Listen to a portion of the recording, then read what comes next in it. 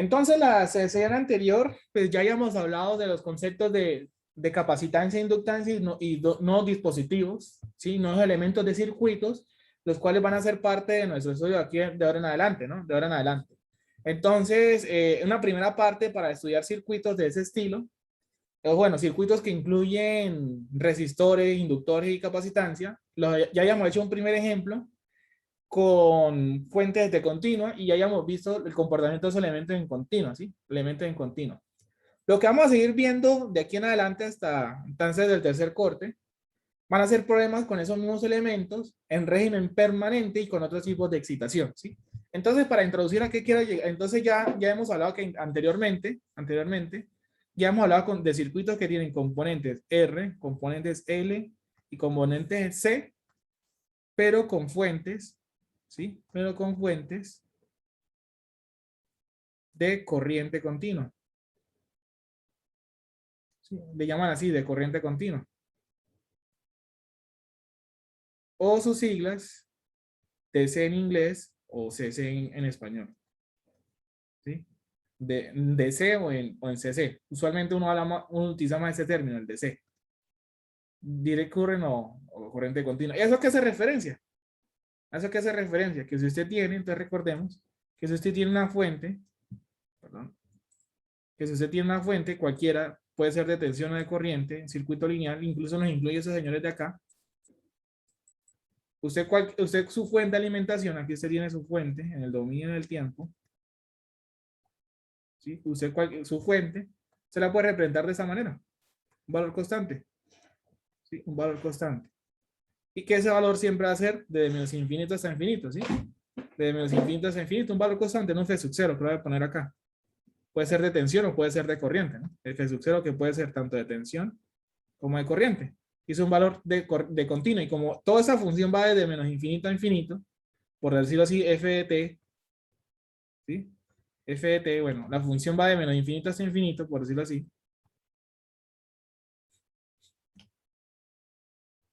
Pero no necesariamente tiene que ser de menos infinito hasta infinito. Eso lo llamamos un régimen permanente. Lo llamamos un régimen permanente, ¿no? Ese concepto es bastante, hay que tenerlo bastante claro, ¿no? Lo llamamos un régimen permanente, pero no necesariamente tiene que ser de menos infinito hasta infinito para que sea un régimen permanente. Porque pues usted también puede tener acá una fuente que le haga esto. Se viene hasta acá y luego cambia otro valor. Y sigue, sigue. Y mire que aquí la fuente tiene un cambio, ¿no? Aquí la fuente puede estar programada para que tenga un cambio, ¿no? ¿Sí? Usted, una fuente electrónica, usted va y le sube el valor de la tensión de manera instantánea, ¿sí? De manera instantánea, en cual usted tiene. Aquí usted tiene dos valores, ¿no? Ese pedacito de aquí que vale un F1 y aquí ese pedacito que vale un F2, pues miren que aquí en adelante, ¿sí? Miren que aquí en adelante, lo voy a subrayar, aquí usted también puede ver un régimen permanente, porque de 0 hasta, mire aquí, un valor estable, y acá puede tener otro régimen permanente. Lo que quiere decir esto es que de menos infinito hasta 0 es un régimen permanente, de 0 hasta infinito es un régimen permanente. ¿Por qué régimen permanente? Porque así siempre se va a comportar, así siempre, siempre, siempre, siempre se va a comportar. Así siempre, siempre se va a comportar, ¿sí? Siempre se va a comportar, ¿sí? Digamos que en la realidad, digamos que el punto de vista de las soluciones matemáticas de circuitos, pues nosotros estamos ligados a soluciones de régimen permanente. Y hay que como acostumbrarse un poco a que las soluciones que usted ve en matemáticas de cualquier problema, sea de circuito o un problema físico, pues no son soluciones de régimen permanente. ¿Por qué? Porque es que en la vida real nada es permanente, nada es infinito, ¿sí? O se comportan de esta manera, algo infinito. Son soluciones que solo son válidas en un intervalo de tiempo, un instante de tiempo, ¿sí? En un determinado tiempo, ¿sí? Lo que pasa es que hay cosas que uno que uno sabe que que se comportarían así si no hubieran interrupciones, pero en la vida real, pues, por ejemplo, una forma de decir una fuente en régimen permanente es como el tomacorriente de su casa. Ustedes, digamos que en un punto de vista, usted siempre va a tener la fuente disponible con 120 volts, pero hay momentos en el día en que la tensión es 117 o 118 o 121, ¿sí? Se va cambiando. Pero digamos que básicamente o cuando es como un régimen permanente, todo el tiempo lo ve ahí, ¿sí? Se lo interpreta como un régimen permanente. Llega un momento en que de pronto usted puede tener fallas de energía, eso es un tiempo en el que se va la energía, y luego regresa, ¿sí? Eso es un transitorio, esto tuvo un tiempo sin energía y luego regresó, ¿sí? Y luego regresó. Entonces, para que tengan en cuenta estos conceptos de régimen permanente. Y pues que también hayamos hablado pues las tecnologías de las fuentes de continuo, ¿no? Las baterías, las fuentes electrónicas, pues, bueno, en caso de las fuentes de corriente como tal, con procesos naturales solo son los rayos. Realmente las fuentes de corriente continua pues son fuentes electrónicas, ¿no? Bueno, o dispositivos que se comportan como fuentes de corriente, ¿sí? Pero no es el único tipo, no es el único tipo de alimentación que nosotros tenemos, no es el único tipo de alimentación que nosotros tenemos. Entonces, miremos el siguiente, miremos esto que a continuación, que es la introducción a lo que vamos a estudiar hoy. Ustedes recordarán en la clase anterior el fenómeno de la tensión inducida, ¿no? La ley de inducción de Faraday. Básicamente es lo mismo que está acá, ¿sí? Aquí, ¿qué podemos observar en ese fenómeno acá?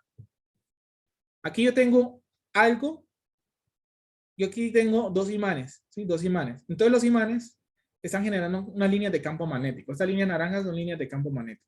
Constantes, ¿sí? Vamos a decir las constantes, ¿sí?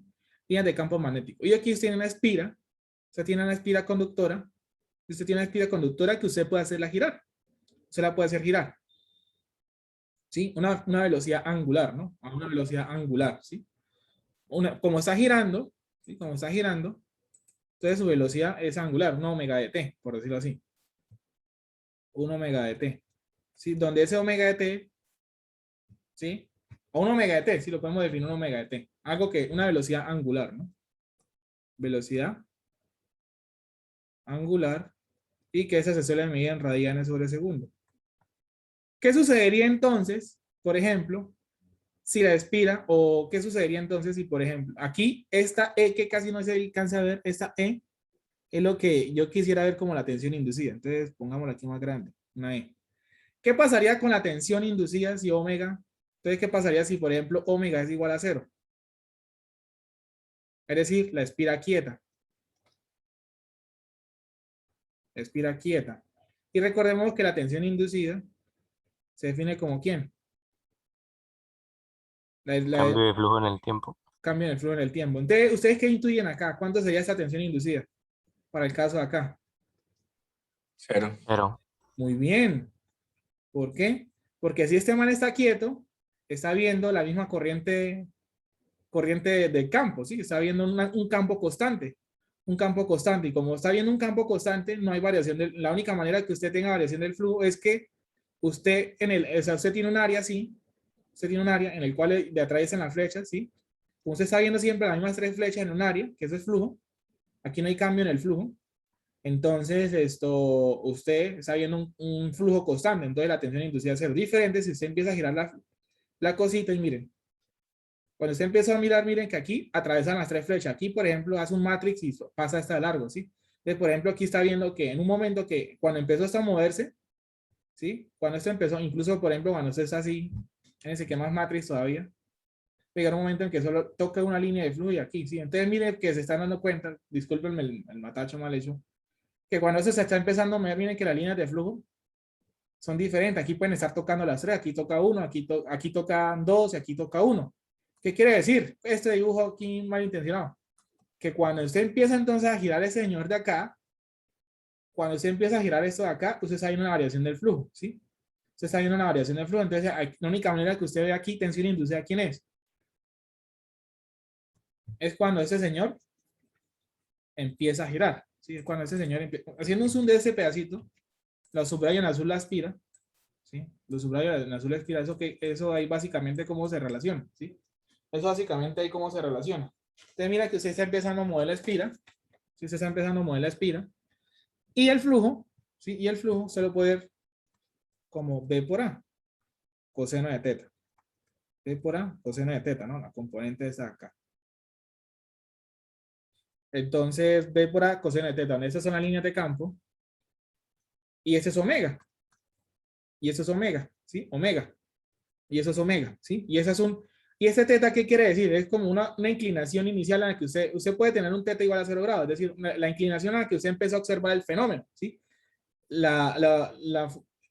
es la inclinación en la que usted empezó a observar el fenómeno. Puede que usted lo pueda haber visto así totalmente vertical. Usted empezó a medir el fenómeno así, o alguien empezó a ver el fenómeno así, o alguien lo empezó a ver así. Eso es dependiendo de la referencia donde empezó, ¿sí? Donde empezó es como si usted tuviera una función seno, ¿sí? Y alguien empezó a graficar, y usted quiere graficar la función seno así, de muchas maneras, ¿sí? Pues si quiere darle muchas vueltas. Entonces, ¿qué quiere decir este ángulo teta? Es que alguien, por ejemplo, empezó a hacer la gráfica de este punto en adelante. Alguien empezó a graficar así. O alguien empezó a graficarla aquí, en ese punto naranja. Empezó a graficarla ese punto naranja, pero ustedes, no importa, la diferencia es que, o alguien que haya empezado acá, la diferencia es que los tres van a ver al final la misma función de aquí en adelante, ¿sí? Va a haber un punto, por ejemplo, desde acá, por ejemplo, que siempre van a ver la misma función, que alguien haya empezado diferente, que hayan, no, yo voy a arrancar a graficar desde cero, no, yo voy a graficar desde aquí, no, yo voy a empezar a graficar de aquí, va a llegar un momento que, pues, los tres siempre van a ver la misma función, ¿sí? Los tres van a ver el mismo fenómeno, entonces, como el teta es el ángulo de referencia donde se empieza a estudiar el fenómeno, ¿sí? Donde se empieza a estudiar el fenómeno. Pero ese teta, miren que ese teta, como esto está moviéndose a una velocidad angular, yo puedo decir que ese teta lo puedes pensar como ¿quién? Omega por t, ¿sí? Omega por t más un teta sub 0, un teta sub 0, ¿sí? Una posición inicial. Este teta va a moverse, aquí lo que estoy expresando es la velocidad, la posición, ¿no? Esto es omega es velocidad, entonces este sería posición, Entonces, miren, simplemente lo que yo estoy diciendo es cómo cambia el ángulo en función del tiempo. Entonces, va a depender de la velocidad a la que esto gire. Si entre más rápido gire, pues el ángulo crece más rápido, ¿sí? Entre más lento gire esto, pues el ángulo es más lento. Entonces, usted va a pasar 1 grado, 2 grados, 3 grados, 1, 3, 4, 5, 10, dependiendo de lo rápido que usted va moviendo eso, ¿no? Va moviendo esto. Entonces, ¿por qué la necesidad de expresar esto así? Pues primero, para entender que el ángulo pues, va variando con respecto al tiempo. Y segundo, porque miren que, bueno, aquí nos faltó el menos, ¿no? Que la tensión inducida, pues es una variación con respecto al tiempo. Entonces yo puedo escribir eso como menos d dt, voy a cambiar de color lo que hay por dentro de la derivada, que sería b por a coseno de omega t más teta sub 0, ¿sí? Entonces la tensión inducida me va a quedar, la derivada del coseno del menos seno, bueno, este menos se va, y estos b y a son constantes, salen de aquí, a es el área, el área de esta cosa, el área superficial. Entonces me va a quedar b a la interna, que es omega, seno de omega t más teta 0, ¿no? Más teta 0. Entonces, todo eso de aquí lo voy a llamar una amplitud, un B, un BM, un B sub M. Entonces, yo puedo decir que la tensión inducida al final, ¿quién es? Una amplitud, ¿cierto? Una amplitud por el seno,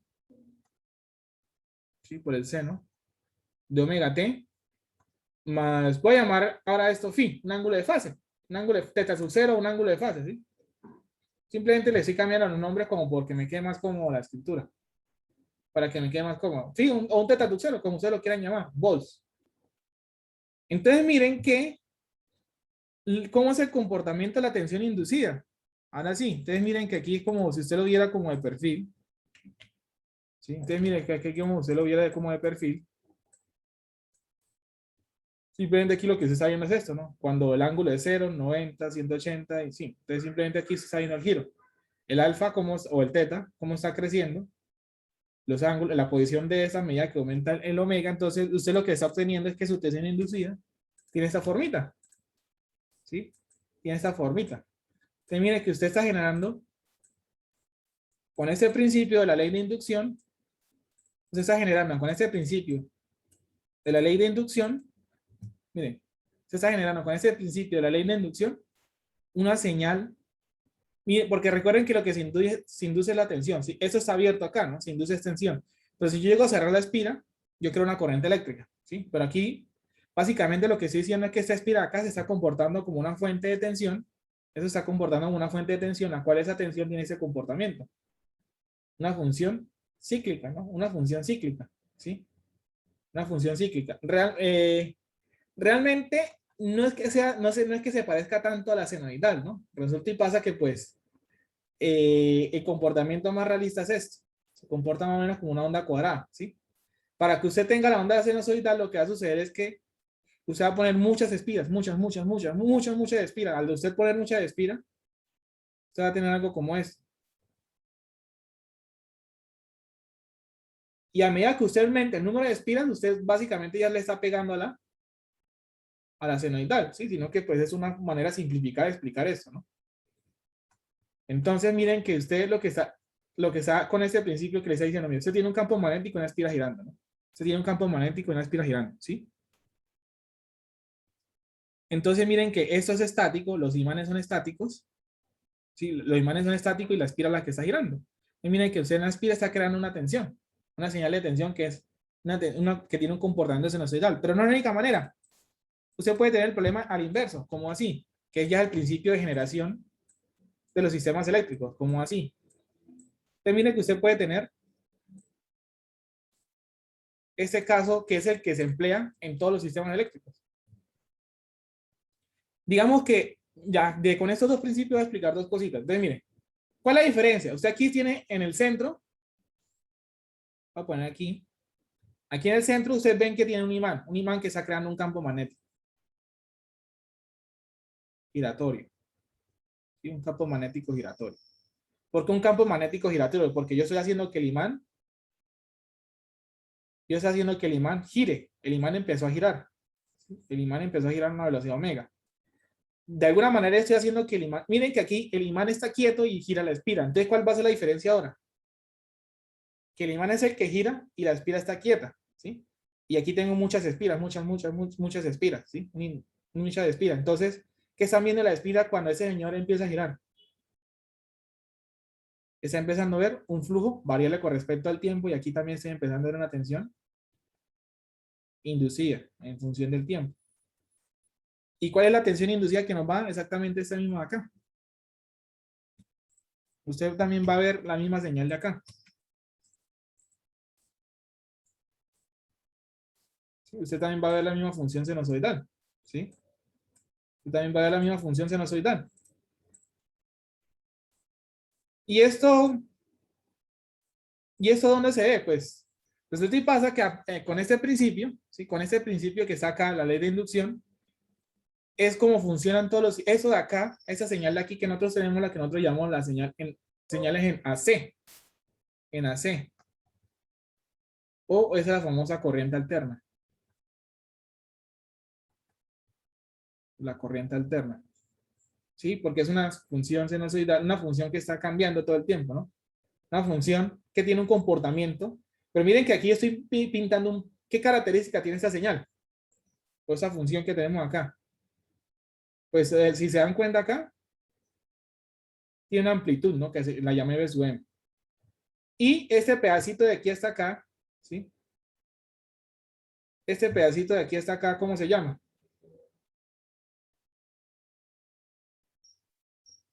¿En qué sentido? En que ese pedacito, si usted coge este pedacito, por ejemplo, si usted coge ese pedacito, ¿sí? Y lo pone, la gráfica me toteó. Si usted coge ese pedacito y lo pone aquí al ladito, va a ver la misma gráfica. Si usted pone ese pedacito más hacia allá, ve la misma gráfica. De eso es una gráfica que se repite, ¿sí? Eso es una gráfica que se repite. Entonces, esto aquí, ¿cómo se llama? Eso aquí, ¿qué representa? Esta distancia de aquí hasta acá. ¿Periodo? Muy bien. Es el periodo de la función.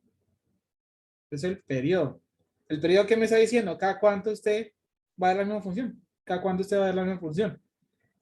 Y esto quiere decir que esto se va repitiendo. Usted cada vez que ve ese pedacito aquí, usted coge ese pedacito, lo pone aquí al lado, luego lo pone aquí al lado, y aquí usted siempre da lo mismo en ese pedacito. Entonces miren que eso es una función cíclica, porque siempre está repitiendo de esa manera. Viene a hacer esto, baja y viene a hacer eso, viene a hacer eso y viene y baja, ¿sí? Y es una señal sinusoidal y también es una función de régimen permanente, ¿sí? Es una función de régimen permanente, porque todo siempre está entre -1 y 1, siempre está haciendo eso. Tiene cambios, pero no son cambios bruscos. Eso no son cambios bruscos, es una función continua. Si la función es continua, una función continua, sin cambio, que siempre tiene ese comportamiento cíclico, usted puede ver eso como un régimen permanente, ¿sí? Una función continua y cíclica, pues es un régimen permanente, ¿sí? Miren, usted tiene aquí un régimen permanente, ¿sí lo ven? Eso aquí es el principio que nació para hacer la generación de la corriente alterna, ¿no? Ese es el principio de la generación de la corriente alterna, ¿sí?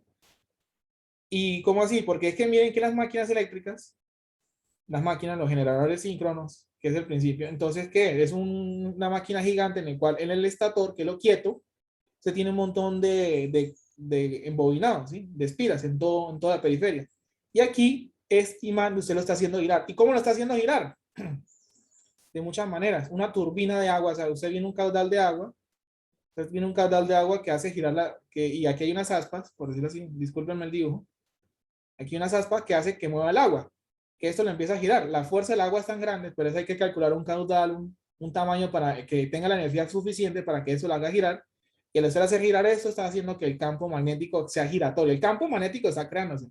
Pero cuando usted hace que el campo magnético sea giratorio, usted ve la dirección. Si usted esto quietico, pues las líneas de flujo que tocan a este señor son constantes.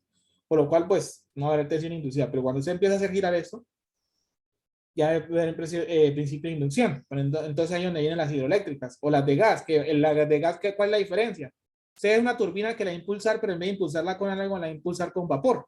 Con vapor a presión. Usted quema combustibles ahí y eso crea vapor, un vapor en unas tuberías muy pequeñas, las cuales van a crear una presión muy grande y eso empieza a girar esto, ¿sí? Y eso empieza a girar esto. Todo eso con el principio de la inducción, ¿no? Todo eso con el principio de la inducción. No necesariamente usted con el principio de la inducción va a crear la onda sinusoidal. Y actualmente usted puede tener dispositivos electrónicos, que pueden entregar esto. Generadores de señales, convertidores de electrónica de potencia, lo voy a dejar acá. Que básicamente, ¿qué es lo que hace? Usted tiene aquí una señal en continuo y aquí tiene una señal en alterna. Usted conecta aquí una fuente, por decirlo así, una fuente en DC, es un poquito más grande. Se conecta aquí una fuente que es de corriente continua, un BDC. Se conecta la fuente acá al convertidor y el convertidor le va a botar una señal sinusoidal. Ese es un convertido electrónica de potencia, un DC AC. Un DC AC. Eso se utiliza mucho en las microredes eléctricas, en las redes eléctricas que se utilizan en zonas rurales, ¿sí? En los cuales usted no tiene acceso, ¿sí? En los cuales usted no tiene acceso, ¿cierto? Usted no tiene acceso a una red eléctrica. ¿Por qué? Porque pues usted por allá se ha metido puede que usted por allá sea en una zona veredal y pues llevar la estructura eléctrica en las zonas veredales. Ustedes pueden ver que, por ejemplo, aquí vive uno, por acá lejos vive el otro, y por acá lejos vive el otro, y por acá vive el otro. Entonces ya la infraestructura eléctrica, esos puntos de un solo usuario, pues es muy costoso. Pero entonces todos esos usuarios están, por ejemplo, cerca de una zona donde hay mucho sol. Entonces, y se puede instalar eso como unos paneles solares. Los paneles solares, pues él crea el efecto fotovoltaico que con la radiación solar usted crea energía eléctrica, una energía en corriente continua. Y se le conecta al inversor o a esa etapa electrónica de potencia, o a esa etapa electrónica un inversor, y lo que le va a botar es una señal alterna. Una señal alterna. Entonces, eso se utiliza mucho en el tema de las microredes, ¿no? Fuentes con energías renovables, ¿no? No necesariamente, esto es lo que se hace clásicamente, no es lo que se hacía clásicamente, ¿sí? Y que pues donde tomó más auge eso, la corriente alterna. ¿Por qué tomó tanto auge? Porque primero, miren que este es el generador, ¿sí? Este es el generador. Ese es el generador. Esto de aquí, eso de aquí, hay algo bastante interesante. Si la espira es cerrada, usted puede tener lo siguiente. Imagínense lo siguiente. Usted tiene la espira cerrada. ¿Sí? La espira cerrada. Esto está cerrado. Esto está cerrado, ¿sí? Usted tiene la espira cerrada. Entonces, voy a poner aquí al lado. Usted tiene la espira cerrada. Y ahora usted pone aquí, por ejemplo, esto. Algo que genere campo magnético, pero no un imán. Bueno, puede ser eso también, puede ser esto también, o esa otra cosa, ¿sí? Usted aquí tiene una corriente en alterna, ¿sí? Usted le conecta aquí una corriente en alterna. Eso va a generar un campo magnético que es cambiante en el tiempo, porque la corriente es en alterna. Como la espira está cerrada, ¿cierto? Como la espira está cerrada, y usted está viendo variación del flujo con respecto al tiempo, porque usted le está metiendo corriente alterna, La espiral va a crear, todo efecto va en contra de la causa que lo produce. Entonces la espiral va a empezar a crear un campo magnético que se opone al flujo de esta. Pero como la fuerza de esta es giratoria, aquí hay una diferencia de fuerza. Aquí hay una fuerza aquí y aquí hay otra fuerza. F1 y F2. Como aquí hay una diferencia de fuerzas, entonces lo que va a suceder es que va a haber un momento traslacional. Entonces ese señor va a empezar la espiral va a empezar a girar, solita, solita, nadie la está tocando, nadie la está haciendo girar, ella empieza a girar, y empieza a girar. La espiral empieza a girar. Y ahí empieza, entonces lo que se está induciendo aquí es un torque, es un par, se está induciendo un par, fuerza por distancia.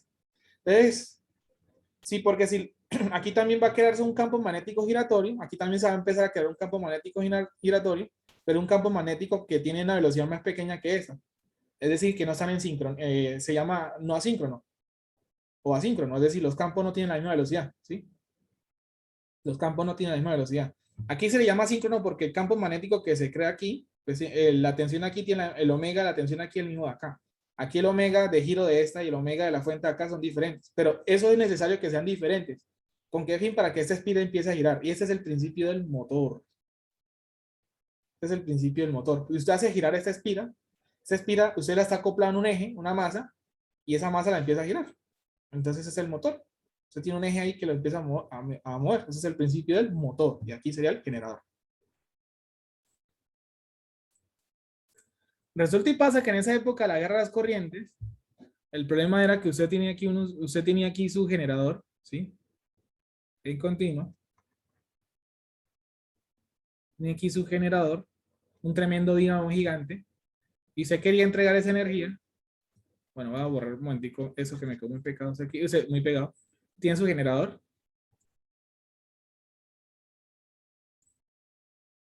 Y acá, un conductor. Y aquí, el usuario. ¿Sí? O el grupo de usuarios. Pero eso de aquí es de ese pedacito, que son los nodos, las barras. Entonces fueron en DC. El problema aquí es que eso no es eran distancias grandes, kilómetros, muchas distancias. Ese cable aquí era una distancia. ¿Sí? Y recuerden que la resistencia está en función de ρ L sobre área.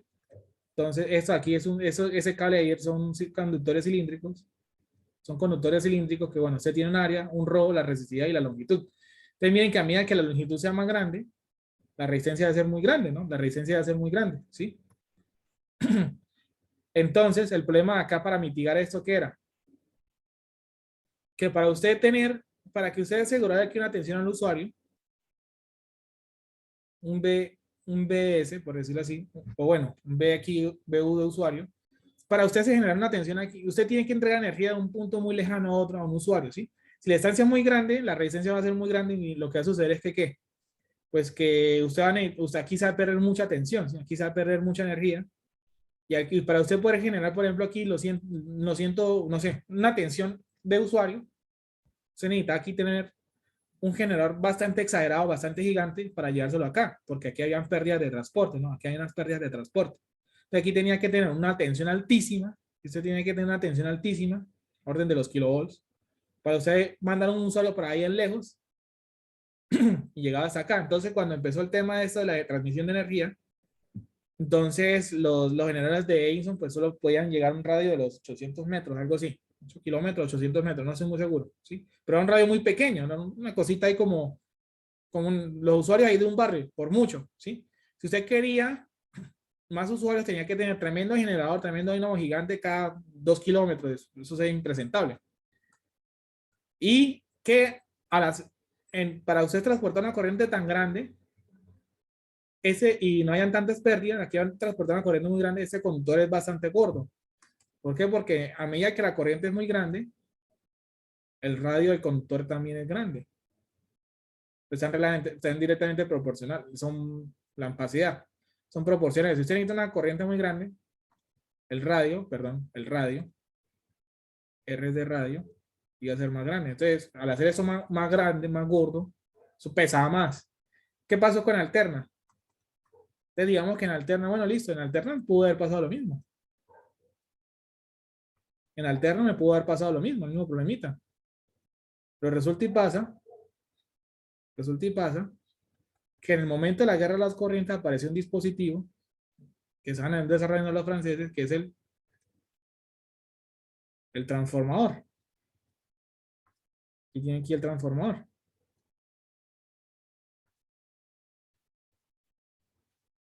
¿Y eso, ese dispositivo qué es? Es un dispositivo que solamente, que funciona con el principio, que funciona con el mismo principio de inducción. Funciona con el mismo principio de inducción. Pero la diferencia es que usted aquí, por ejemplo, puede generar de 16 kilovolts. Aquí, en esta partecita, entran 16 kilovolts, por acá transforma, o cambia el nivel de tensión, por ejemplo, a 100 kilovolts, transmisión. Y aquí usted puede tener un transformador de distribución. Puede haber más etapas de transformación. Entonces voy a poner uno, puede ser, por ejemplo, algo de distribución. Por ejemplo, 36 kilovolts, bueno, 34.5 realmente, eso dependiendo de los niveles de tensión de Colombia, ¿no? Por ejemplo, si es un problema de distribución, aquí puede tener transmisión, o sea, pueden haber más etapas, ¿no? Pueden haber más transmisión, luego distribución, ¿no? Transmisión, luego distribución, me falta otro transformador, pero al punto de que usted puede llegar aquí a los 120, a los 120 de su casa, a los 120 de su casa, ¿sí? Y usted, aquí va, la idea es que tanto aquí como acá transmitan la misma P, la misma potencia. Y miren que en el transformador, a pesar de que usted cambie los niveles de tensión, la P sigue siendo la misma. La P sigue siendo la misma. P igual a B por I. Entonces, igual a P sobre B, ¿cierto? Como la P es constante, ¿qué sucede entonces a medida que aumento el nivel de tensión? Incluso puedo subir al orden de los 100 kilovolts, por decirlo así. Luego vendría otra etapa de transformación, ¿sí? Aquí porque, bueno, me quedé corto en el dibujo. Habría otra etapa de transformación, otro transformador que sería, esa es la línea de transmisión. Luego llega la subestación de la ciudad, ¿sí? La subestación de la ciudad, que es la distribución, y ese se empieza a distribuir por todas las casas, ¿sí? Se empieza a distribuir por todas las casas, que son los los transformadores de distribución 34.5, 16.9, dependiendo del tipo de usuario o de la zona. Y lo pasa a 120. Pero esto, ¿qué gano yo con eso? Aquí estoy generando, aquí en la entrada del generador se nota que la corriente va a ser más grande, porque miren que a medida que la tensión es más pequeña, miren que si la corriente es pequeña porque la tensión es grande, o viceversa. Entonces, miren, como aquí la tensión es más pequeña, la corriente va a ser más grande, y transportar esa corriente grandísima, pues un conductor, con lo mismo problema acá, pero entonces con el transformador se soluciona ese problema de la transmisión. ¿Por qué? Porque mira, al usar el nivel de tensión, usted disminuye la corriente, está transmitiendo la misma potencia. Entonces la corriente que usted traerá acá es mucho más pequeña. Los cables que usted va a necesitar son más delgados y menos pesados. Y son menos pesados. Entonces llega aquí otra etapa de transformación y hasta acá. ¿Sí? Hasta que usted llega al usuario residencial. Y gracias a eso y gracias al auge de la corriente alterna fue que pues, se optó porque los sistemas de transmisión fueran en corriente alterna. Fueran en corriente alterna por todo esto, ¿no? Por todos los costos de transmisión, todo lo que se ahorran con ese problema. Actualmente, pues, la tecnología actual ya permite hacer estos cambios de nivel. El problema es que en continuo no se puede hacer esto. En esa época no había la tecnología todavía desarrollada para hacer estos cambios de tensión en corriente continua. Actualmente ya no existen los DCDC. Los DCDC que permiten cambiar los niveles de continuo. Pero lo que pasa es que en esa época pues no existía esto de acá. No hay una forma de que usted cambie los niveles de tensión y resolver el problema de la transmisión. Lo que la corriente alterna sí pudo lograr gracias al transformador. Y pues y aquí usted desarrolló todos los problemas de transmisión. Actualmente, pues la idea es volver a los sistemas DC con el tema de las energías renovables y de la electrónica de potencia que me permite cambiar niveles de continuo. Ya están los dispositivos que me permiten hacer esto en continuo. Pero ya clásicamente todos los sistemas eléctricos, por ejemplo, el sistema eléctrico colombiano, pues tenemos puros generadores. El 60% casi del sistema es, un poquito más, es hidráulico y el resto son a gas, ¿sí? Pero entonces todo el principio es la misma máquina, el generador sincrónico. Es que usted tiene aquí, voy a tratar de dibujarlo lo mejor que pueda. Eso es lo que tiene aquí, más o menos cómo funciona este señor. Usted tiene aquí un núcleo magnético. Esto es un elemento magnético. Y usted acá tiene un arrollamiento, una espira, en el cual usted le inyecta una corriente alterna. V1 en alterna. Lo cual va a generar un flujo.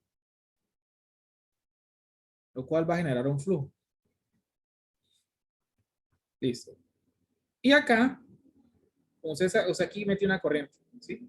Y acá usted tiene otra espira, la cual, pues miren, como el flujo está viajando por acá, el flujo puede viajar perfectamente por ese lado, ¿sí? El flujo puede viajar directamente por acá, ¿sí? El flujo puede viajar perfectamente por acá. ¿Por qué? Porque ese es un material que me permite que el flujo viaje perfectamente. En el aire, el flujo magnético le cuesta trabajo viajar.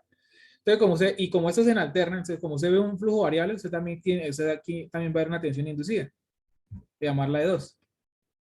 Pero la tensión inducida que usted tiene acá y la tensión inducida acá están relacionadas entre ellas. Usted puede saber, si usted aplica aquí 100 volts en la alterna, usted puede saber cuánto sale aquí y cómo. Pues simplemente por algo que llaman la relación de transformación, que le dicen que es el número de espiras en un lado con respecto al número de espiras en otro lado. Si usted sabe cuántas espiras tiene este o cuántas espiras tiene este, usted puede saber directamente con la relación de transformación, que va a ser B1 sobre B2 o B2 sobre 1 dependiendo del autor. Usted puede saber básicamente cuánto va a ser el cambio de nivel de tensión. Entonces se diseñan para los niveles de tensión que usted quiera, ¿sí? Entonces, pero esto básicamente es el principio de funcionamiento del transformador. Entonces básicamente el mismo principio. Sino que hay una relación entre las espiras para usted saber cuánta tensión usted aplica y cuánta la va a cambiar. Y funciona para los dos lados. Es decir, si usted aplica ahora la señal de tensión acá, usted va a la inducir al otro lado. Usted puede o aumentar la tensión o reducir, que es los otros nombres del transformador, el elevador o el reductor. Listo, entonces nos queda claro que ahora en adelante nosotros vamos a trabajar con excitaciones, no solamente en continuo, sino con funciones de ese estilo, ¿no? Con funciones de ese estilo. Resulta y pasa que bueno, voy a poner el siguiente ejemplo que está acá, ese circuito que está acá, y explico dos cosas. Entonces resulta y pasa que las funciones sinusoidales, no solamente a las funciones sinusoidales, ¿no? A las funciones sinusoidales, es decir, si B sub S, esa fuente de aquí que es B sub S de T, ¿sí? B sub S de T, que yo lo puedo expresar entonces de la siguiente manera, una amplitud, ya le voy a hacer un pequeño cambio en la función coseno de omega T más teta, también puede ser seno, pero entonces se acostumbra a trabajar con coseno. Seno y coseno están relacionados entre ellos. Se acostumbra a trabajar con coseno por temas matemáticos que vamos a ver más adelante, pero es un seno o un coseno, da igual. Entonces las funciones que son sinusoidales en alterna, en AC, o bueno, las señales sinusoidales, a las fuentes se les acostumbra a poner eso así. A la fuente, ahora cuando sea una fuente con esto, bueno, es una fuente que es sinusoidal, que se comporta de manera sinusoidal. Porque no es la única corriente alterna que se va a ver así. No necesariamente corriente alterna tiene que ser así una onda sinusoidal. Usted puede ver ondas de ese estilo, una triangular. O de ese estilo. Que ya son para otro tipo de aplicaciones, ¿no? Que ya son para otro tipo de aplicaciones. Sobre todo para aplicaciones de control. Pero en generación, pues digamos que eso se suele llamar más en corriente alterna. ¿Sí? Eso ya es en corriente alterna. ¿Sí? En AC. Entonces, listo. Cuando la fuente así, bueno, esta vaina es sinusoidal. ¿Sí? Esta vaina es sinusoidal. ¿Por qué ahora me detengo en estos problemas? ¿Por qué no seguimos estudiando más circuitos? Solo hicimos un solo ejemplo de RLC en la clase anterior, con RLC y fuente continua. ¿Por qué que todos los ejercicios que nosotros hagamos de corriente continua con RLC son ejercicios de circuitos que ya hemos estudiado? Porque esto se vuelve circuito abierto, se vuelve corto en corriente continua, dependiendo de las condiciones que ya hemos hablado anteriormente, ¿no? Entonces, por más grande que sea el circuito, usted tenga inductor en condensador y fuentes de continua, pues circuito abierto y corto se vuelven fuentes y resistencias. Fuente y resistencia que ya eso la hemos venido estudiando todo un corte. Ahora, ¿qué sucede si yo tengo una fuente que se comporta de esta manera? ¿Qué sucede si yo tengo una fuente que se comporta de esta manera? Entonces, por ejemplo, voy a calcular la tensión del condensador. Entonces, miren esto. Voy a colocar IDT. Entonces, voy a hacer un LBK. ¿Sí? Un LBK. El LBK me dice lo siguiente, ¿no? Menos BSDT, ¿cierto? Más la tensión de la resistencia, voy a ponerlas así uno por uno. Más la tensión del condensador, ¿cierto? Más la tensión del inductor es igual a 0, ¿cierto? Algo sencillito de entender, ¿sí? Aquí está BL y aquí está BR. Entonces voy a tratar de solucionar esto en función de yo quiero calcular es esto. ¿Sí? Quiero tratar de encontrar una expresión que me permita calcular esto, pero entonces me falta saber Listo, por ley de Ohm, yo sé que BR de T va a ser igual a R por IR de T. ¿Por qué pongo eso en función del tiempo? Porque mire que esta cosa está cambiando en el tiempo. Yo sé que la tensión del condensador y la corriente, ¿cómo están relacionadas? Entonces yo sé que la corriente en el condensador, como es en serie la misma corriente, I de T es igual a C por dV sub C de T por respecto al tiempo. ¿Cierto? Y yo sé que la tensión en el inductor, ¿sí? Por respecto al tiempo, va a ser igual a ¿quién? Perdón, aquí sería, bueno, aquí creo que me falta, aquí es L de BL de T es igual a la corriente. ¿Sí? Entonces miren que el BR de T yo lo puedo reescribir de esta manera. Va a ser igual a R por la corriente va a ser igual a C por dBs de T, de T. Entonces aquí tengo tensión, ¿sí? Aquí BR lo volvió en función de B sub C. BR ahora lo volvió de sub C. Y ahora esto de acá, digamos que yo lo que tengo que hacer ahora es de BL de T, es en función del tiempo, lo voy a llamar simplemente la corriente con respecto al tiempo, perdón, sobre L. Entonces, para quitar esa dependencia tan extraña aquí de derivada, lo voy a volver así. La integral simplemente de IL de T por dt. Simplemente para quitar esto de acá. Simplemente para quitar esto de acá. Entonces, la cuestión es que su SDT me va a quedar BR, que ahora es esto. BR, que ahora es esto. Pues BC lo sigo teniendo, ¿no? Que es el BC de T. Este lo voy a dar todo en naranja. BC que lo sigo teniendo. Y ahora, pues tengo esto de acá. ¿Sí? Y ahora tengo eso de acá. ¿Sí? Y ahora tengo eso de acá.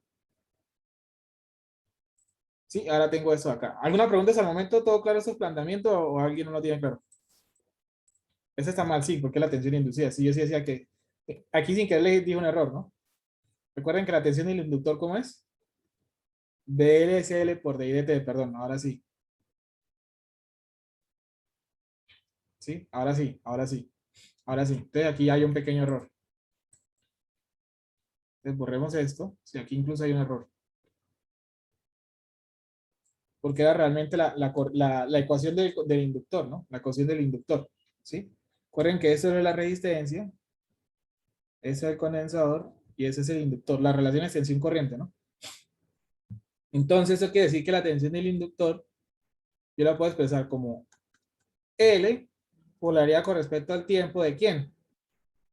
¿Quién es la corriente? ¿Quién es la corriente? ¿Cómo expresé yo la corriente? Simplemente yo la puedo expresar como C por D B sub C de T dt. Entonces yo puedo dejar esto así, como L por C, saco eso y aquí simplemente lo que estoy diciendo es que la segunda derivada de la tensión, ¿sí? Con respecto al tiempo. ¿Listo? Derivada de la tensión con respecto al tiempo. Entonces ese era el término que me está haciendo falta acá. Resulta y pasa que listo.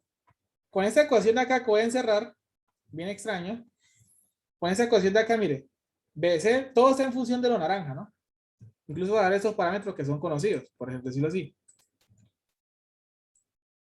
Aquí mi incógnita es lo que está en naranja, BC, BC, BC. Pero miren la cuestión. Si esto fuera corriente continua, nosotros ni nos molestamos a hacer esa ecuación diferencial. Esa ecuación de acá, ¿por qué? Ah, bueno, corriente continua, circuito abierto, corto, de corriente de cero, listo, no hay ningún problema. ¿Sí? Es decir, en DC, suponiendo que B sub S de T ahora simplemente es un B sub 0, pues ¿cuál va a ser la diferencia? ¿Dónde radica la diferencia? ¿Sí? Voy a poner aquí el esquema. ¿En dónde radica la diferencia? Y bueno, por eso incluso coloco aquí la fuente normalita, ¿sí? Coloco la fuente normalita. ¿En dónde radica la diferencia? En que acá usted puede volver y decir esto.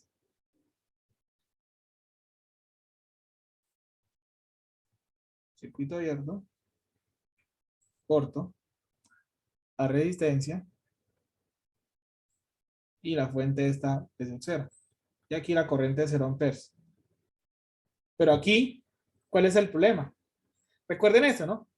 Por ejemplo, la corriente en el condensador, si la tensión es continua, la derivada es 0, pero es que el problema es que aquí la derivada de la función, aquí es una función constante.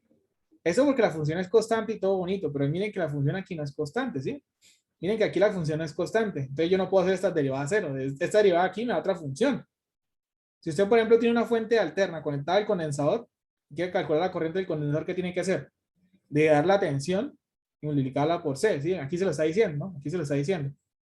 Si usted quiere, por ejemplo, calcular la corriente del condensador, pues, si la función es constante, ya sabemos que la derivada es 0, entonces el corriente es circuito abierto. Pero como aquí, si usted tuviera solamente la fuente y el condensador, ¿qué tiene que hacer? Saca la derivada de la tensión, que es una función, luego la multiplica por C, y ahí tiene. Pero miren que este problema es muy sencillo porque yo tengo fuente con condensador, pero miren que ahora tengo los 3 señores, miren lo que me provocó. Miren eso que acabo de obtener. B sub C, la derivada de sub C y la segunda derivada de sub C y mi incógnita B sub C. Entonces miren que cuando usted tiene una ecuación en la cual la incógnita está metida en derivadas, es una ecuación diferencial. Esta es una bendita ecuación diferencial. Y el problema de aquí, ¿cuál es el problema que nosotros nos radica esto? Que es que nosotros no estamos todavía en el curso de circuitos eléctricos 1, no tenemos un curso de ecuaciones diferenciales. Nosotros no tenemos un curso de ecuaciones diferenciales. Nosotros ahora apenas estamos viendo integrales. O ya hemos visto integrales. Entonces, para resolver una ecuación diferencial, pues, nosotros no estamos en el dominio del curso para hacer esto, ¿no? Nosotros no estamos en el dominio del curso para resolver este problema. No obstante, entonces lo que nos toca hacer es tratar de hacer una transformación matemática que nos permita resolver esto de una manera más sencilla, ¿no? Que nos permita resolver esto de una manera más sencilla. Entonces, para mostrar una forma de solución de cómo solucionamos todos estos circuitos así, cómo caramba resoluciono eso, si tengo tremenda ecuación que resolver que no tenemos las técnicas, entonces vamos a encontrar otras técnicas que nos permiten resolver estos problemas. Pero nos tenemos que apoyar de lo siguiente. Entonces vamos a echar rápido un recorder de los números complejos. Y simplemente es un recorderis. Entonces, ¿de dónde nacieron estos señores? Resulta y pasa que hace mucho tiempo alguien se puso a jugar con las ecuaciones lineales y encontraron esto, x cuadrado más 1 igual a 0, y cuando fueron a resolver esto, ¿sí? Cuando fueron a resolver esto,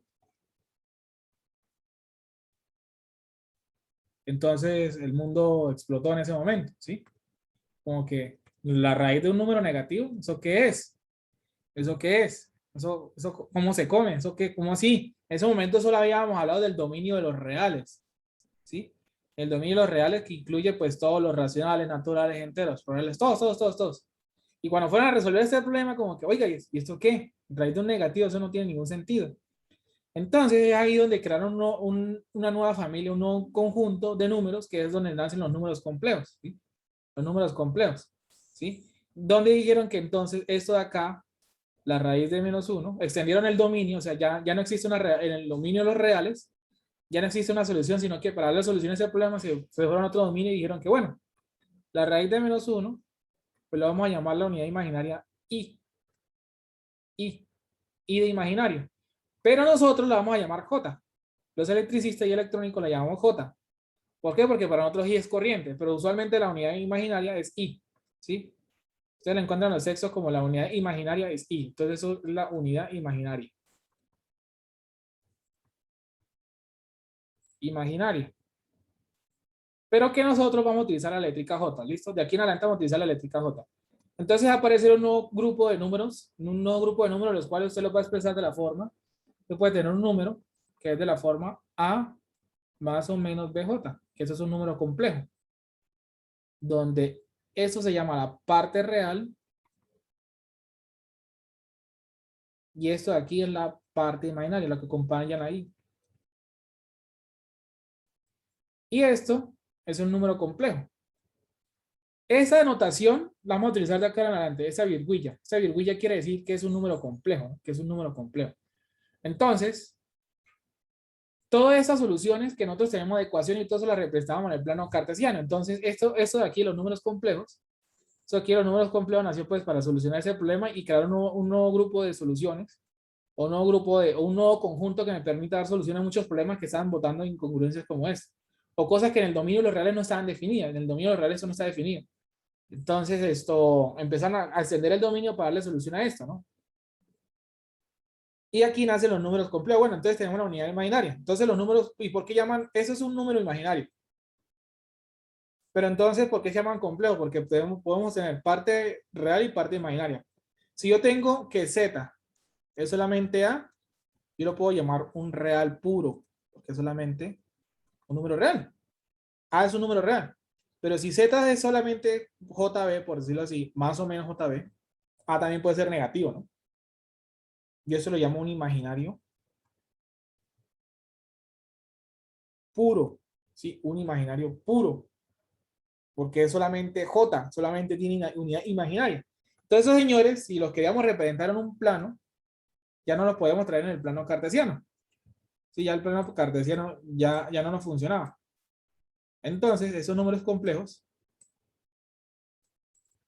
nos trasladamos a un nuevo plano no euclidiano, que lo vamos a llamar el plano complejo, donde el eje Y se llama imaginario y el eje X ahora se llama el eje real.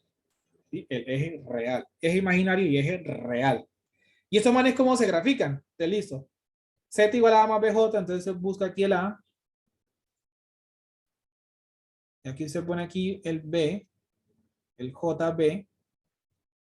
Lo mismo que graficar un numerito en el plano cartesiano, pero entonces nosotros lo representamos por medio de un vector. ¿Sí? Como un vector. Sí, un vector. Donde este vector entonces, Z. Todo eso de aquí, pues me iría A. Y todo eso de aquí me iría B. Entonces miren que aquí se forma un ángulo de inclinación Z. Un ángulo de inclinación Z. Entonces miren que a partir de esto, por identidades trigonométricas, ¿qué podemos encontrar? ¿Qué podemos encontrar? Que A es igual a Z coseno de teta. Y que B es igual a Z seno de teta. Entonces, gracias a esto de aquí y al ver este ángulo de acá, nacen dos representaciones. Entonces usted también puede decir que Z es igual a Z coseno de teta más o menos, bueno, más J Z seno de teta. J seno de teta. Entonces miren que, ¿por qué más o menos? Porque teta puede ser tanto positivo como negativo, ¿no? Esto puede dar, el número por completo puede, dar, pues, puede tener ángulo, cualquier posición, ¿no? Dependiendo de si la parte real está aquí o la parte real por acá, acá, acá, ¿sí? Entonces miren que eso es lo que nosotros le llamamos la representación cartesiana. ¿Por qué la llamamos la representación cartesiana? Porque la representamos como un punto en X y un punto en Y, ¿sí? Pero miren que a partir de entonces nace otra representación que se llama la representación Z a la J teta, que se llama la representación polar. La representación polar, ¿sí? La representación polar, ¿qué quiere decir? Simplemente usted está dando la magnitud y el ángulo, y usted a partir de esa usted puede pasar identidad, y eso es gracias a la identidad de Euler, ¿no? Faltó mencionar que eso es a la J teta, la identidad de Euler, que él dice que a la J teta lo mismo que decir coseno de teta más J seno de teta, positivo, y perdón, tanto si esto es positivo como si esto también fuera negativo. ¿Sí? Esa es la famosa identidad de Euler.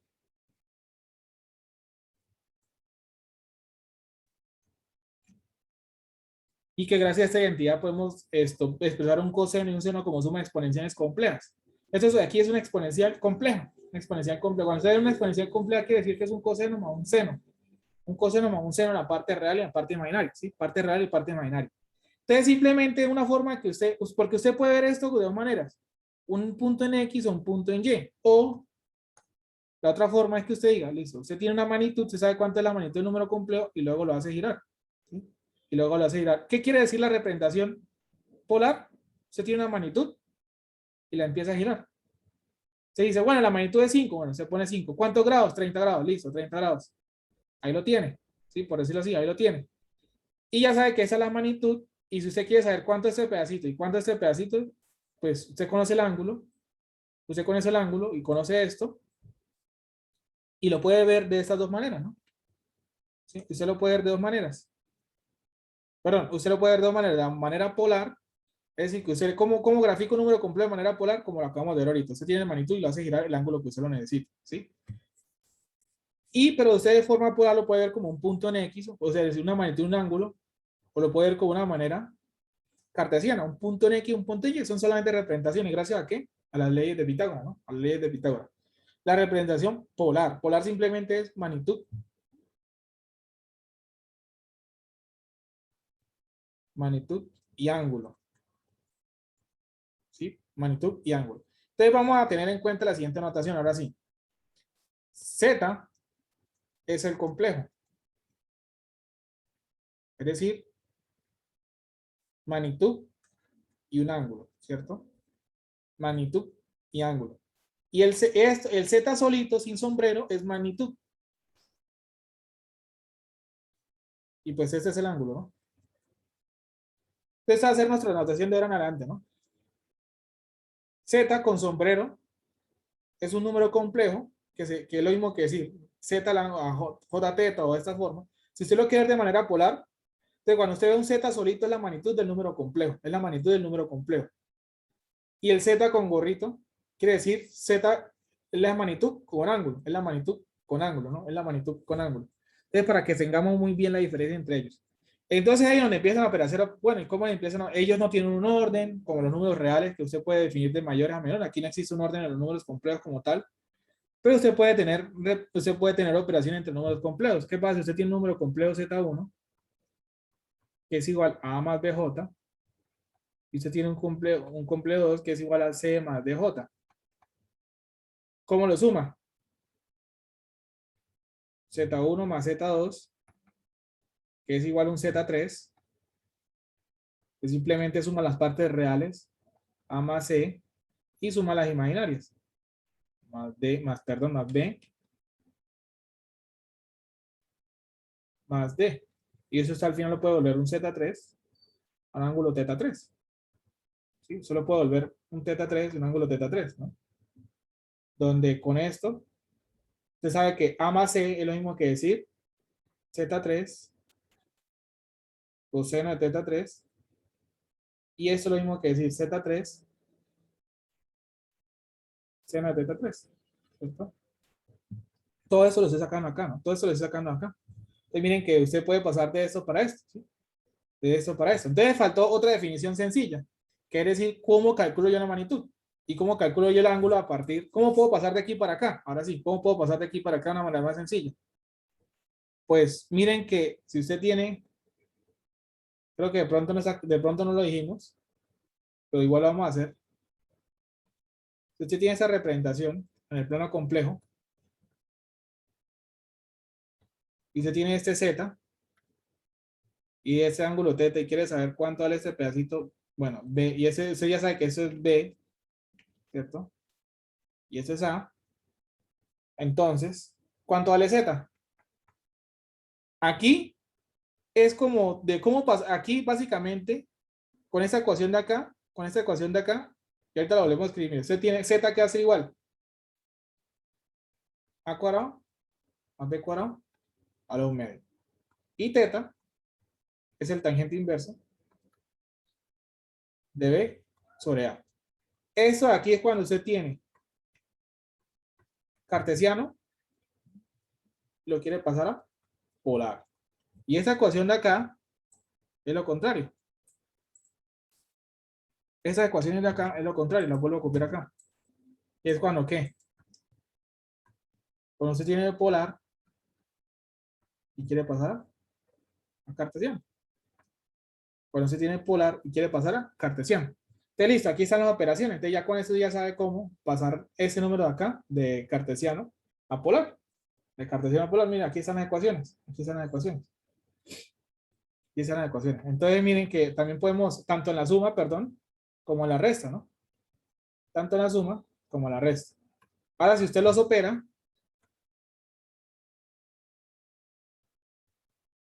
como el producto, pues usted va a tener A más BJ por C más DJ y hace el producto que va a hacer A por C, ¿cierto? A por C más A por DJ más B por CJ, ¿cierto? Más B por D, perdón, B por D, J por J. Y aquí hay una propiedad. Y es la siguiente. Si J es raíz de menos 1, si raíz de menos 1 es igual a J, entonces ¿qué pasa si lo elevo al cuadrado?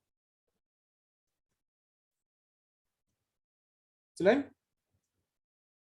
Entonces, J al cuadrado, que J por J, esto es esa parte de aquí me va a quedar menos B por D solamente.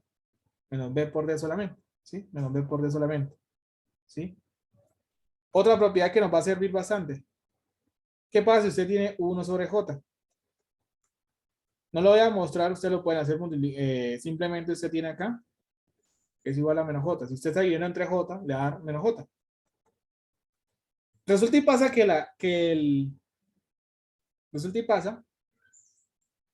producto del punto de vista polar es más sencillo de hacer. ¿Por qué? Porque si usted tiene Z1 por Z2 de manera polar, es lo mismo que decir Z1 es a la J teta 1, Z2 es a la J teta 2. Entonces, eso que me va a quedar Z1 por Z2 es a la J, misma base se suman los exponentes, Z1 más Z2. Entonces, miren que usted la forma polar que está haciendo. Multiplica las magnitudes y suma los ángulos. Multiplica las magnitudes y suma los ángulos. Así de sencillo. Miren, multiplica magnitudes y suma los ángulos.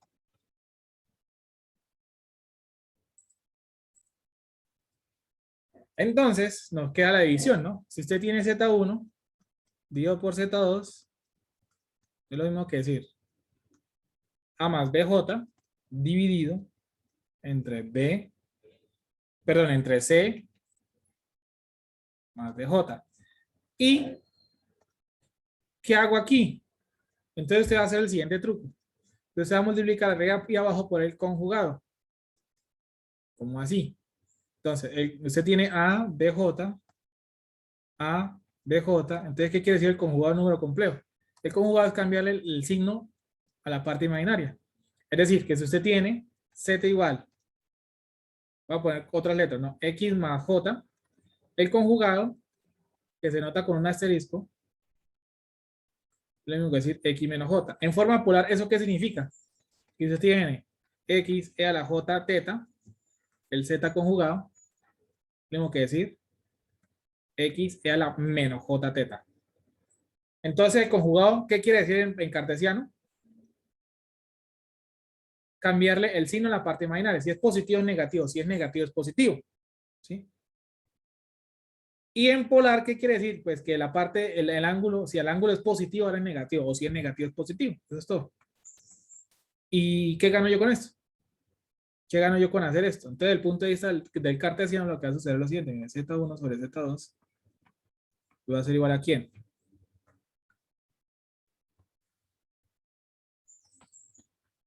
Bueno, aquí tengo A menos BJ, ¿cierto? Menos BJ más BJ, ¿cierto? Y aquí tendría, perdón, aquí tendría ¿quién? Bueno, A por menos BJ, BJ y B cuadrado. Ah, bueno, aquí sería A cuadrado, ¿no? Perdón, aquí sería cuadrado, ¿no? Aquí sería cuadrado.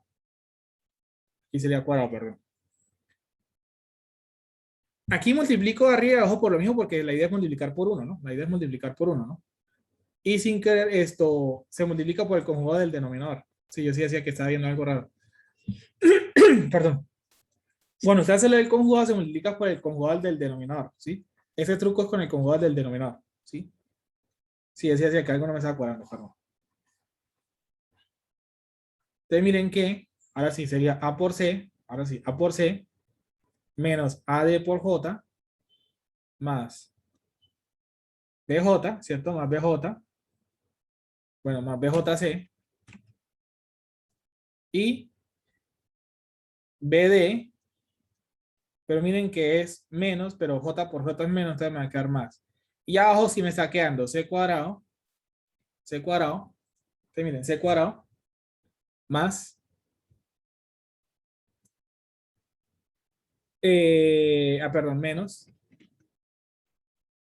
CDJ, ahora sí, más CDJ, más D cuadrado. Lo de arriba más un número, ¿sí? Lo de arriba más un número. Lo de arriba más un número complejo, que yo lo puedo organizar simplemente como AC más BD más J, BC menos AD. Listo. Pero abajo me va a quedar C cuadrado más D cuadrado. C cuadrado más D cuadrado. Entonces aquí hay otra, aquí el denominador me está botando una información bastante interesante. El denominador me está botando una información bastante interesante que es que si usted multiplica un número complejo, multiplica por su conjugado, el resultado simplemente me da la magnitud al cuadrado. Simplemente el resultado me da la magnitud al cuadrado. Entonces miren porque el número complejo,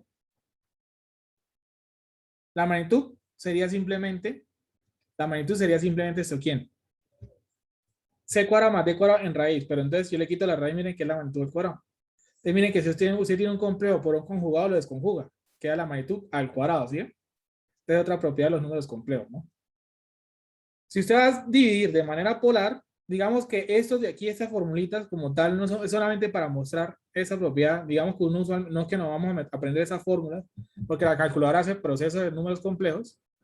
Y lo que nos interesa ahora es saber que si yo tengo Z1 dividido entre Z2 de manera polar, ¿qué va a ser? Z1 a un ángulo de la J teta sobre Z2 e a la J teta 2, por decirlo así. Entonces, esto es lo mismo que decir Z1 por Z2 e a la J teta 1, paso esto para arriba, quedaría E a la menos J teta 2, simplemente esto lo puedo pasar para arriba cambiando el signo acá.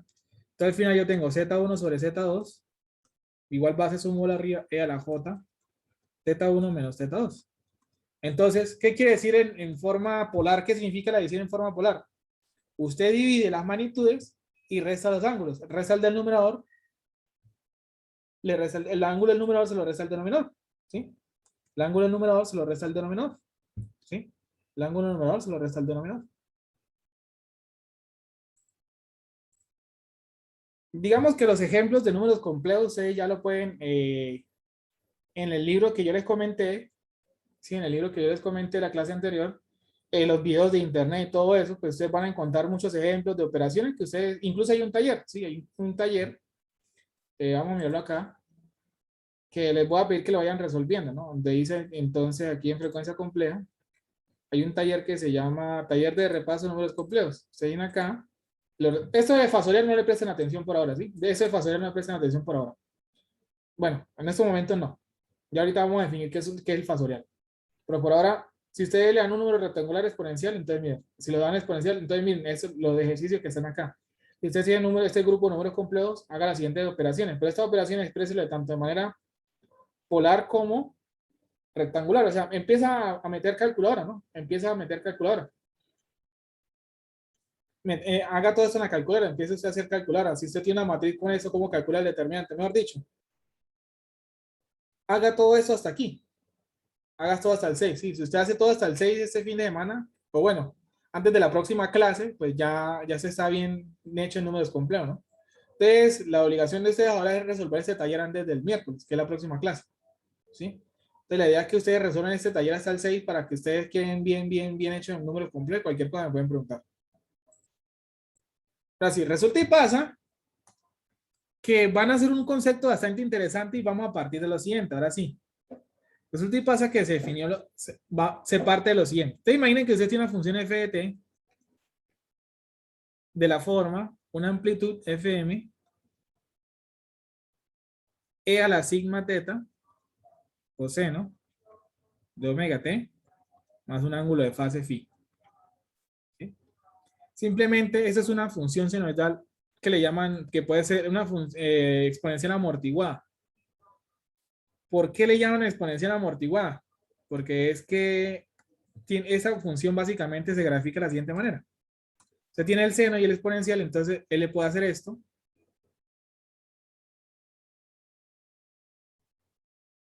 O le puede hacer la otra versión. Bueno, no. Esto se ve muy feo hacerlo aquí mismo. O le puede hacer esta versión. ¿Y eso de qué va a depender? Si sigma es un número negativo, pues se la amortigua. Y si no, pues quiere decir que esto va creciendo de manera infinita, ¿no? Eso va creciendo de manera infinita, ¿sí? Ahora nos va a quedar claro. Ahora nos va a quedar claro que, bueno, aquí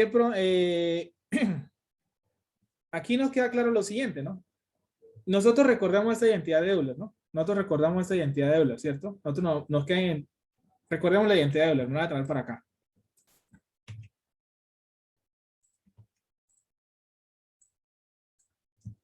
Y entonces yo puedo decir que f de t lo puedo expresar. Ahora escribir aquí al lado para no tener tanto espacio. Yo puedo decir que f de t, ¿quién es? Si yo lo quiero expresar en función de esto, sería entonces fm e a la sigma t, pero yo quisiera verlo así, e a la j sigma, perdón, e a la j teta. Voy a ponerle teta por ahora. ¿Dónde teta? Para nosotros es este ángulo, ¿no? Para nosotros teta va a ser omega t más phi. Por ahora lo voy a dejar así, ¿no? Ese es nuestro teta. Simplemente yo transformé eso teta. Entonces, la pregunta del millón es, ¿cómo esta función de aquí la puedo ver en función de la exponencial compleja? El problema es que yo al tener esta exponencial compleja, quiere decir que la exponencial compleja tiene seno y coseno, seno y coseno, seno y coseno. Un coseno que es real y esa es la parte imaginaria. ¿Cuál de las dos partes estoy viendo en esta función? Simplemente estaría viendo la parte real, ¿no?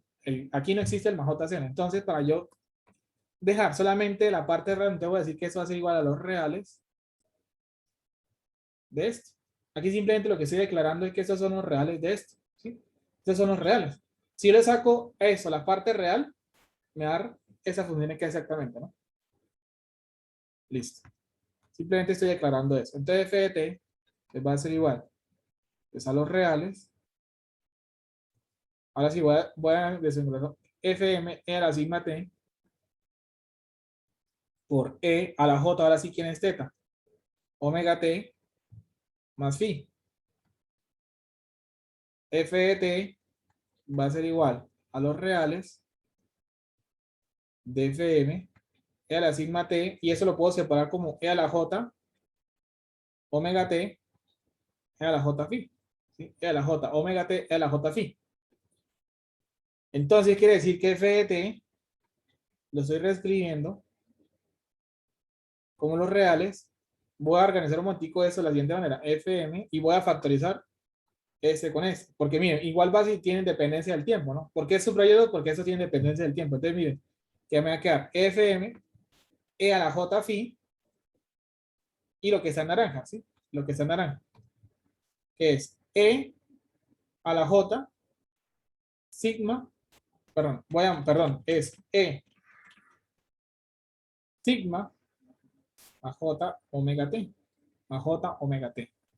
Y esta variable de acá, sigma más j omega t, le vamos a poner un nombre. Este es sigma más j omega, solamente eso, ¿no? Más j omega, lo vamos a llamar s. S, entonces, si se dan cuenta, S es una variable que pertenece, esa es una variable, si se dan cuenta, que pertenece a los números complejos. Y S, entonces, miren que esto está en omega y estos son neperianos, es decir, neper sobre segundo. Eso es radianes sobre segundo. Entonces, S tiene unidades de 1 sobre segundo. 1 sobre segundo. Y 1 sobre segundo es frecuencia. Entonces, S es lo que nosotros le llamamos llamar la frecuencia compleja. ¿Sí? Nuestra variable compleja S, o la frecuencia compleja S. Entonces, f de t, simplemente lo voy a volver reales de Fm e a la J sigma por E a la ST, por E a la ST, ¿sí? Esto de acá es una constante. Yo lo puedo volver una constante K, pero esa constante K es compleja. Yo puedo decir que f de t simplemente son los reales de K e a la ST, donde K es una constante compleja. Pero miren que un número complejo de aquí, miren que tiene ese número complejo acá. Miren que si yo represento ese número complejo acá, si yo represento ese número complejo, ¿eso qué es? Pues si yo represento K, es un número complejo, es decir, que tiene parte imaginaria y parte real. Eso a la larga sería un vector que tiene amplitud Fm y un ángulo de fase phi. Perdón, una amplitud Fm. Pero miren que esto de acá está representando una función. Miren que esto de acá tiene algo curioso con la función. Tiene en relación la magnitud y tiene relación con la fase, ¿sí? Miren que realmente esto de aquí está solamente relacionado con la parte de la amplitud y el coseno. Incluso yo puedo ignorar eso por un momento. O sea, si yo quisiera ver, por ejemplo, Fm de esta manera, perdón, f de t como Fm coseno de omega t, coseno omega t, más un ángulo de fase, pues miren que aquí está más o menos representado. O sea, esto de aquí o esto de naranja me bota esto mismo, ¿no? Esto de aquí y esto de naranja me bota esto mismo. Pero miren que esto de acá, esta función coseno está haciendo eso en el tiempo. Esta función coseno está haciendo en el tiempo. Entonces quiere decir que este vector, esta posición de acá, phi, miren que esa posición aquí, phi, debería estar cambiando. Entonces quiere decir que este señor está girando realmente a una velocidad omega. Este vector de acá está empezando a girar a una velocidad omega. Porque cuando este vector empieza a girar a una velocidad omega, está creando esta función sinusoidal. Esa función de acá está creando una función sinusoidal. Bueno, la función sinusoidal bonita, ¿no? Esta de acá, ¿no? Este giro de acá provoca esta señal de acá. Este giro de acá provoca esa señal de acá. No sé si ustedes vieron en trigonometría el círculo trigonométrico, pero para que me entiendan mejor la jugada, es esto que les voy a presentar a continuación. Es esto que les voy a presentar a continuación. Entonces, miren. Esta flecha aquí es lo que les estoy mostrando, ¿no? Y miren que a medida que va girando la flecha, yo estoy creando la función sinusoidal. Y que a medida que yo voy girando más rápido, miren que el ángulo crece más rápido, ¿sí? Miren que yo aquí estoy construyendo básicamente la función sinusoidal a partir de ese círculo. Entonces miren que, bueno, y como tiene una magnitud y 360 grados, pues mira, un radio de giro. Pero miren que ese radio está creando. Si yo empiezo acá, tengo 0 grados. Entonces miren, ¿por qué? Porque la identidad de Euler, ¿no? Miren que yo aquí estoy construyendo el seno a partir del giro. Otro ejemplo acá, ese signo que está acá, miren. Miren que a medida que yo voy girando, pues yo voy creando la función seno. ¿Y qué pasa si aumento el omega? Entonces puede que sea más lento. Bueno, si disminuye el omega quiere decir que se demora más en construir la función sinusoidal. Y si yo aumento esto, quiere decir que es más rápido. En que más rápido voy construyendo funciones sinusoidales. Eso es todo. Ah, bueno, aquí también había otra cosita, ¿no? El alternador del tiempo real.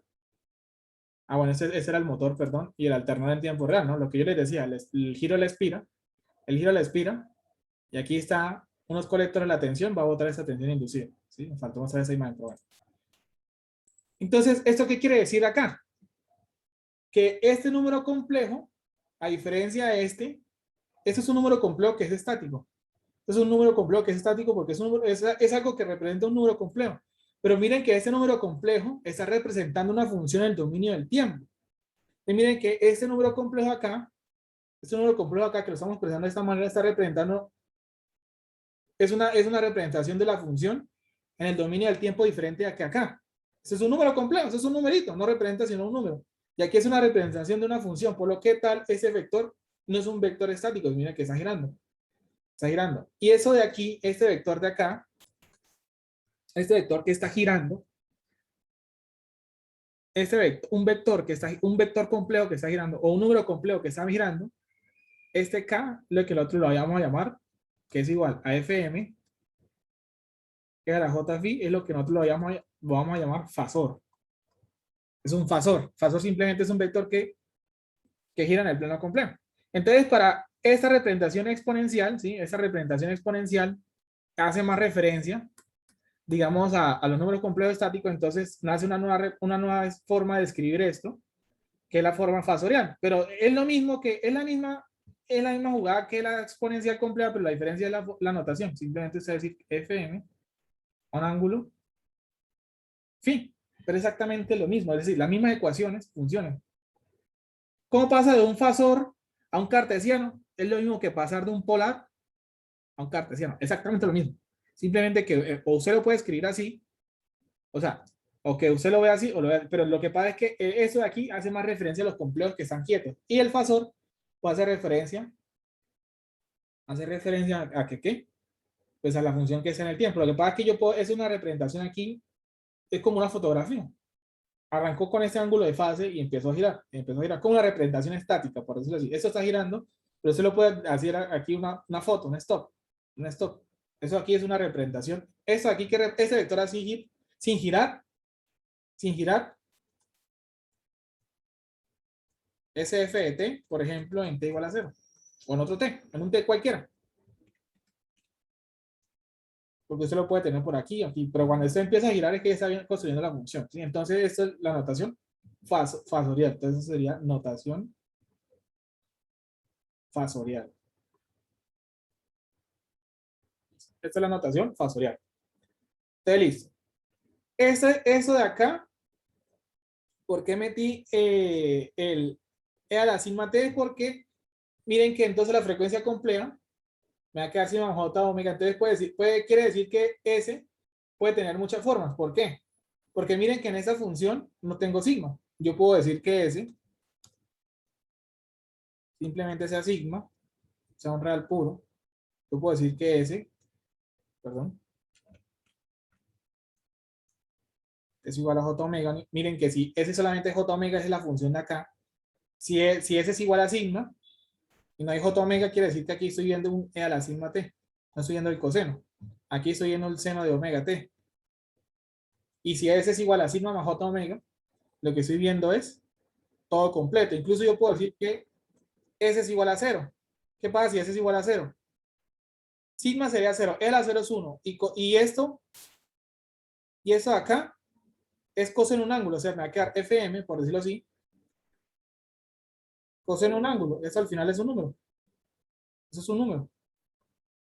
Entonces, me queda es decir, que cualquier función constante, una función constante, la puedo representar como una frecuencia compleja es igual a 0, una senoidal como es igual a j omega, y una función exponencial la puedo expresar como esto.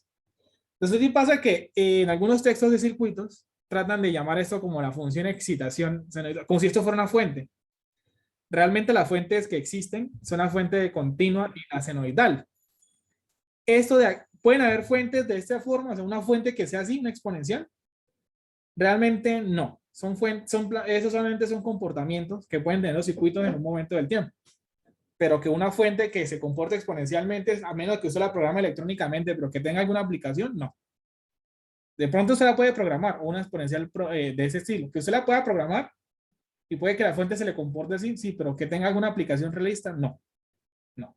Del punto de vista de fuente de alimentación a una carga, que transforme esa energía en algo útil. Lo que pasa es que esta función aquí mueve otras cosas que vamos a ver más adelante, un comportamiento dinámico. ¿Sí? Un comportamiento dinámico. Esto sí no, eso va a modelar otros comportamientos. Pero por ahora, sabemos que, pues, esa frecuencia compleja, pues, me puede representar esos tipos de funciones. La de nuestro interés que estamos estudiando ahorita, una fuente exponencial si existe, si llegara a existir, o la constante también, inclusive la constante. Y la constante es de nuestro interés porque las constantes son corriente continua, eso es DC. Sino que son más realistas las de DC y las senoidales. Estas de aquí, pues no son realistas. Pues no es que exista una fuente que me sirva a mí para esto. Entonces, esta es la introducción de la frecuencia compleja. Entonces, por ahora ya dejamos la introducción de la frecuencia compleja. Ya introdujimos ya dijimos a qué hace referencia la frecuencia compleja y cómo nace, y ahora cómo se aplica eso en los circuitos eléctricos, lo vemos en la próxima clase.